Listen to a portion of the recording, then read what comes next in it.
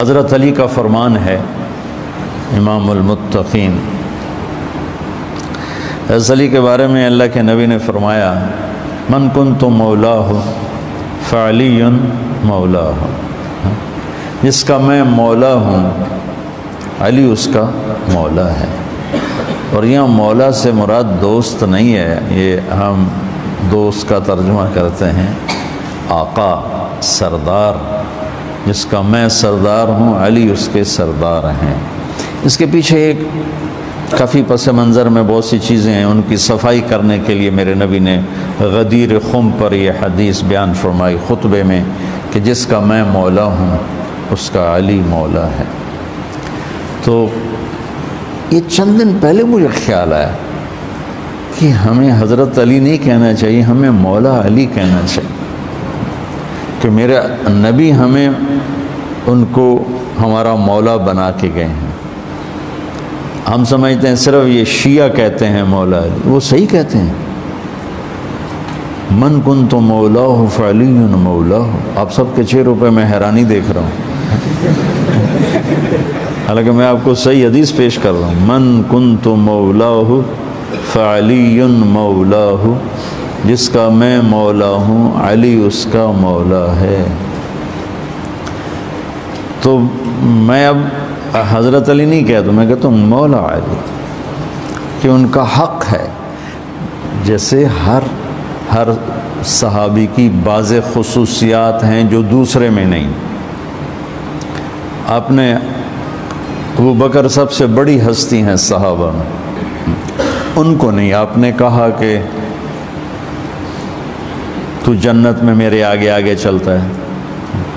بلال کو کہا کیا بات ہے، جب جنت میں جاتا ہوں مجھ سے آگے آگے چلتا نظر آتا ہے۔ جزوی فضیلت، سارے لوگ پیدل چلیں گے، میں براق پہ چلوں گا، میرے نبی نے فرمایا، اور بلال میرے آگے سرخ اونٹنی پہ بیٹھ کے چلے گا، یہ جزوی فضیلت۔ جنت میں جانے لگوں گا تو جنت کی سواری کی لگام ایسے نیچے گرے گی۔ نیچے گرنے کا مطلب ہے کوئی ڈرائیور آئے گا، کوچوان آئے گا جو چلائے گا، تو بلال حبشی کو یہ رسی پکڑائی جائے گی۔ تو اس طرح یہ جزوی فضائل کسی کے کسی طرح ہیں۔ تو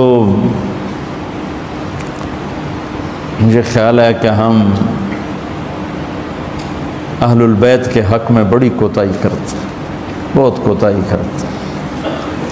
ہم اللہ کے نبی کی اولاد کے تذکرے نہیں کرتے، اس سے ان سے محبت کی گرمی بھی نہیں پیدا ہوتی۔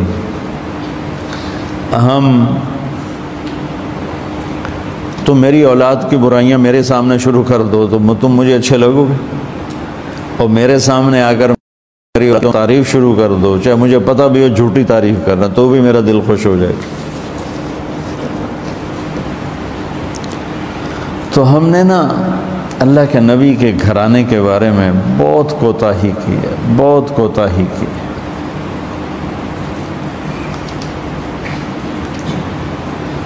تو تم سنتے رہتے ہو، میرے ہر بیان میں اہل بیت کا تذکرہ ہوتا ہے، اور یہ میرا ایمان ہے کہ یہ میری بخشش کا بہت بڑا وسیلہ ہے اگر اللہ کے ہاں قبول ہوگی۔ ریاکاری میں مردود ہو گیا تو وہ تو الگ بات ہے، اور جو اس کا ہر فیصلہ حق ہے، لیکن اگر میرے اللہ نے قبول فرمایا تو میرے بیانوں میں میری سب سے بڑی متاع میرے نبی کے گھر کا تذکرہ ہے۔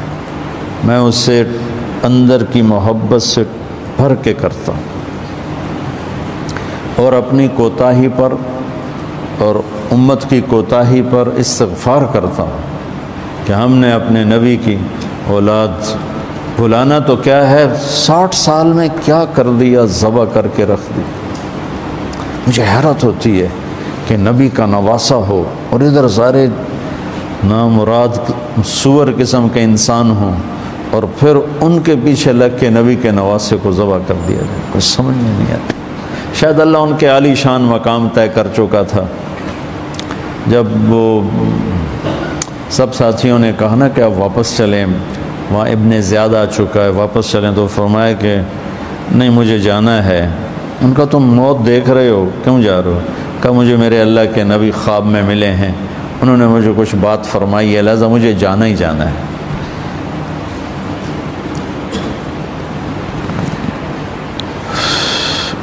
میں پتہ نہیں بیان کیا کر رہا تھا حضرت علی کا،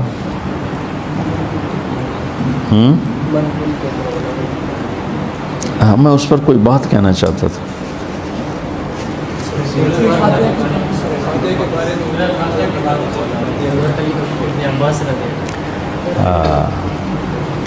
مولا علی نے فرمایا اگر میں سورہ فاتحہ کی تفسیر کروں، سورۃ فاتحہ کی تفسیر لکھواؤں تو 70 اونٹوں پہ لادی جائے گی، 70 اونٹوں پہ۔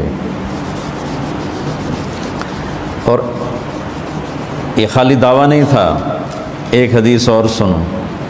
ایک دفعہ عشاء کی نماز پڑھا کے تشریف فرما ہوئے اور فرمایا آؤ آج میں تمہیں سورہ فاتحہ کی تفسیر سناؤں۔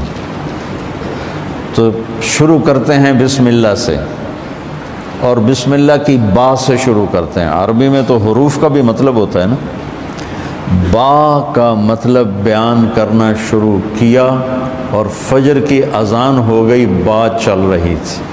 سبحان اللہ۔